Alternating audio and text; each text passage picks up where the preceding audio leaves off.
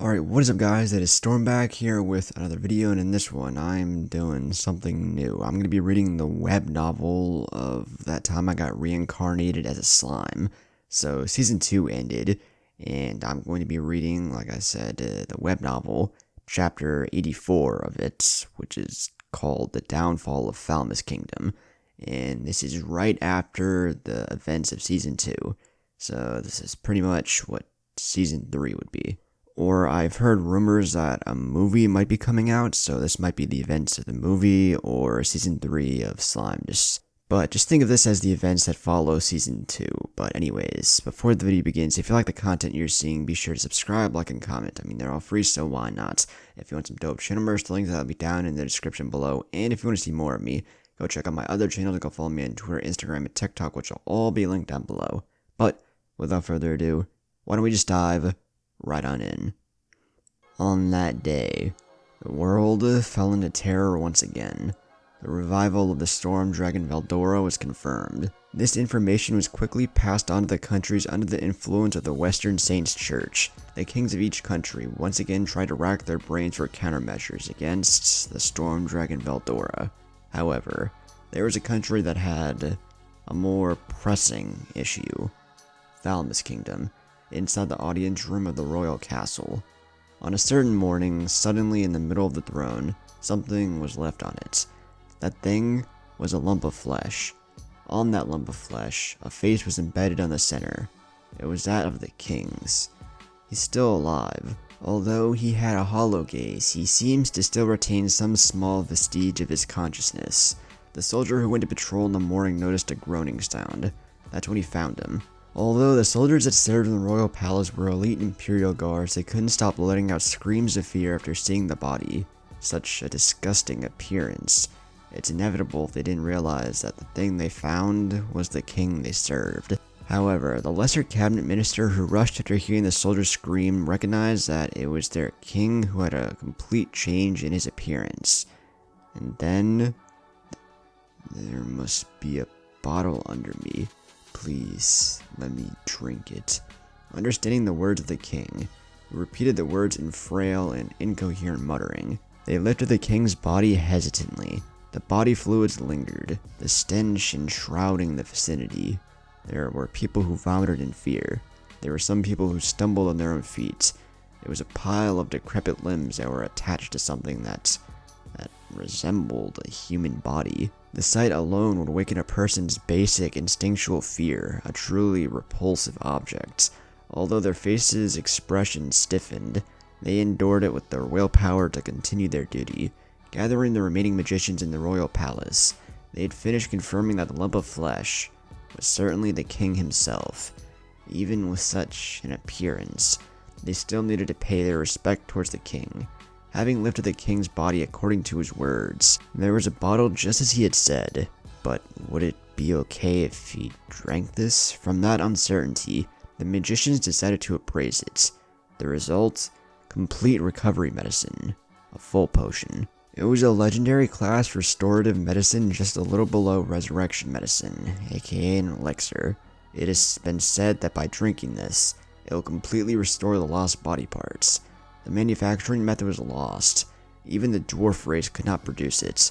So, it was called a miracle drug. A thought crossed into the magicians' minds to use the medicine for their research, but they wouldn't dare let such words escape their mouths in the presence of the king.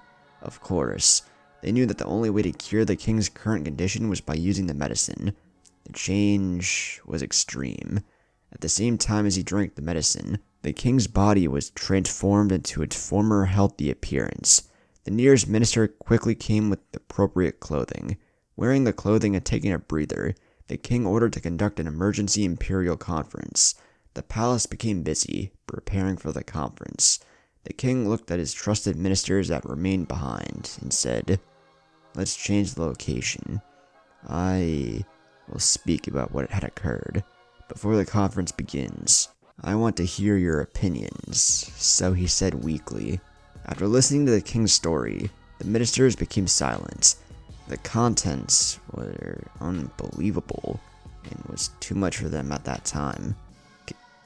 King, you will ask once more. did everyone really die? If it wasn't a complete defeat, and if the survivors are not routed, then they are really dead? Isn't the supply corps stationed at the rear? Are they safe? The king shook his head weakly. Such an appearance made everyone understand whether they accepted this or not. Everyone in the expedition was dead. One of the ministers broke down in tears after hearing the confirmation. The minister who asked about the safety of the supply corps had sent off his own son for his first participation in a war. He made some arrangements beforehand to make sure his son would not be stationed at the front where it was dangerous, but at the rear. But all of it was useless. In the first place, everyone thought they would be victorious in this war, so he was sent to participate in his first campaign. The feeling of imminent victory he held at that time, the king could no longer remember it. However, on such tragedy, only one had survived from the enormous number of participants. The total casualties enumerated to around 15,000 people. This was an enormous loss, the likes no one had ever seen before. King, was it true? Was the opponent only one monster? A relatively calm minister asked the king. The king nodded at the question. It was true, and the only one who survived the onslaught was me. Again, he narrated the facts that were hard to accept, of the torture he had of the monster situation, and also of the fact of the birth of a new demon lord, and the dreadful future that awaited the Falmas kingdom for opposing the demon lord. The ministers turned silent. According to the king's story, the fall of Falmas kingdom was a certainty that would occur imminently. That's why the imperial conference was conducted. It would be held in 3 days after every noble had assembled. And then, the king told everyone about the 3 choices suggested by the demon lord. Now then, my proposal, King of Falmas Kingdom. You can only take one of the 3 options I present before you. The first option is for you to abdicate. You must step down from your position to take the full responsibility for this war. Naturally, after the war, you must pay reparations. That can be in the form of parts of Falmas' territory, or 1,500 star gold coins. The next one is the second option. You as the king must submit your country to our country, Tempest. In this case, your Falmas kingdom will become a vassal state of Tempest.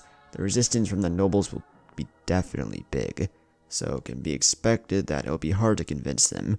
Your treatment as a vassal state will be dependent upon the decisions made at the conference, although it is close to an unconditional surrender. The lives and the property of the citizens will be guaranteed by me. And the third option. I don't really recommend this. You once again gather the nobles and continue the war against our country. If you take this choice, at that time your life will really come to an end. Although you might be liberated from the suffering of this world, you can protect your pride to the end. The citizens would starve, and the war will continue for a long time. You're free to choose any of the options. Make sure you tell the messenger in a week. Think about your answer carefully. With a lovely smile on its beautiful face, it stated it while smiling kindly. A truly terrifying demon lord. Just by reciting the words, his entire being was filled with fear. To oppose such a person, he never dared to even think about it again. His fear outweighed his pride as a king. He no longer held any desire to oppose that person, turning him into a lump of flesh. Every day he was made to eat his own appendages. He wholeheartedly never wanted to taste such fear ever again, but he needed to listen to the minister's words. Unbelievable. A single star gold coin is equivalent to 100 gold coins. Do you mean we need to pay 150,000 gold coins? There are no reasons to pay monsters such an amount of money. I will never approve of this. That's right. Moreover, the territory too? Even if it's only a territory of account, I won't accept it either. To become a neighbor to a monster territory. Also, something like submitting is also unreasonable. There's no guarantee that the opponent will stick to the agreement, to not interfere with the citizens. We are determined. We will resist to the bitter end. We swear by all our pride. We will exterminate those monsters. For King Edo Malice, he already knew that the flow of the conversation would become like this. The nobles in this place had yet to see reality. It's not because they didn't have fear, but because they aren't the ones who went to war. From a safe place, they sent people to fight in their stead. There's no need to think about the consequence when defeat came either. It was good until now. Falmas Kingdom was a major power. it was above the neighboring countries. But this time, it will be impossible. After all, the opponent is a demon lord who annihilated an army single-handedly. Is that okay? The opponent is a demon lord. This is not a metaphor or exaggeration, but a demon lord that can match against an army and overwhelm them by itself. You can call it pride, but are you guys the ones who went to war? My pride is already broken, and is already gone. Like hell, I want to taste such fear again. I won't permit such madness. If you still want to go to war, you bastards can go to war. I won't stop it. In the case that we can't trust the monsters, so what? To submit or go to war? Is it a good idea? I will not go to war. It's already too late. We can only surrender. This is enough. This is already satisfactory. The demon lord has already declared, if you say it was for the sake of the country. I think it's stupid to not consider the state of affair in the enemy country. If you change the state of relationship with them, perhaps they can become a good neighbor. Like that, I was warned by the monster. If I listened to what Marquise Muller and Count Herman had said, this situation would have never occurred. It was my own desire, not for the sake of the citizens, but for myself. There is no second chance. There is none. If I make a mistake in choosing the option, not only me, but calamity will be poured down on the citizens. My honor, my pride, I don't care about them anymore. At least, please think of a plan where no calamity will befall on the citizens. Hearing the king begging with all of his spirit, the ministers were frozen. That calculating king that put his own profit as a maximum priority had personally admitted his mistake, and he ended up answering that it was hopeless, after considering the difference in war potential. Certainly, just like what the king had said, the possibility for them to win was completely non-existent. Their prides were just an excuse. They just wanted to protect their own interests, and they were severely self-conscious about it. The king kneeled before his ministers, and I'm extremely sorry. Please, find the best solution for the country, for the people. Everyone nodded at that person's words, and they prostrated themselves before him. King Edomalus also gave a slight nod, and their conversation continued once again. Before the nobles assembled, they needed to think up some plans to a certain extent. Persuading the nobles was an absolute necessity. If it was not done, this country would inevitably perish. What should be done to make the situation better? What should be done for the happiness of the citizens? The discussion between the king and the ministers continued, without end. 3 days passed. The nobles had assembled and the imperial conference was held. Different from the previous one, there was no composure in the king and ministers' expressions, only seriousness. The nobles felt the difference in the atmosphere and tension was showing on their faces. The nobles were informed about the king's story. Hearing that speech, the nobles were thrown into chaos. This country was defeated by the monster's country Tempests. Therefore, to take the responsibility, I will abdicate from the throne.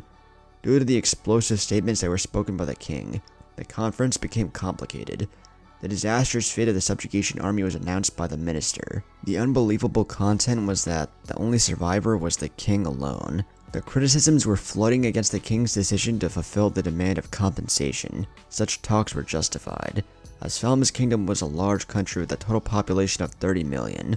The taxes revenue that the national treasury received each year was about 5 million gold coins. That was also the tax revenue of last year. However, the demanded compensation was 1,500 star gold coins or 150,000 gold coins, or proportional to 3% of yearly tax revenue. Moreover, in regards to surrendering territories, the nobles were furious and spoke loudly for the king to take responsibility. They demanded the royal family to pay the indemnities. Also, they firmly refused to cede the territories. The nobles' complaints were not completely unjustified. However, the nobles had forgotten. The opponent was a demon lord who could crush an army by itself. Or rather, perhaps they did not want to believe it.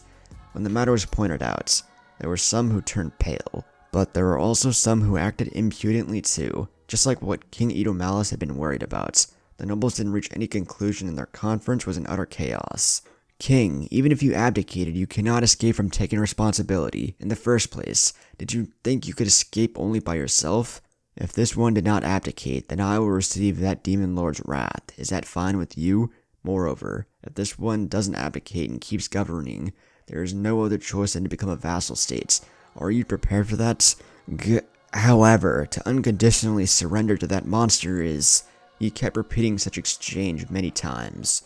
The ministers look at this situation and remember their previous conversation with the king. Their face became red from anger.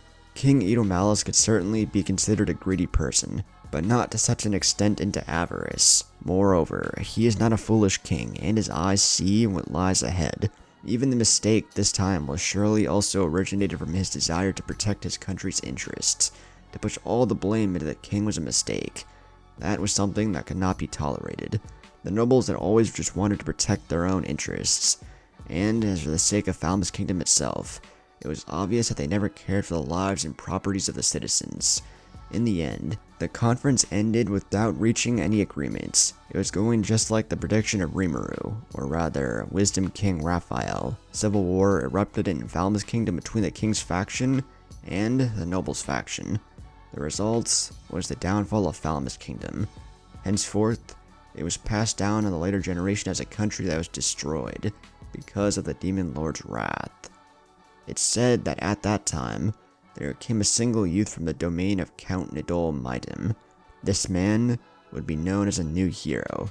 As he went, he gathered volunteers to protect the citizens' properties and fought against the greed of the noble class. Those who were quick of wit, as well as those who were prudent, chose to join the side of this youth early on in his quest. The name of this youth was Yomu. Yomu was the commander of the frontier garrison, and as such quickly gained popularity with villages and peasants alike, especially in the outlying villages that were under threat from monster raids. The man himself was very charismatic, and in the blink of an eye, his power and influence had expanded greatly. From the words of those villages were the words that would describe him: the invincible, undefeated, always victorious. These led to rumors about this man. The disunited noble armies were too few and too scattered to oppose him, and as he went on, he began to show his overwhelming power.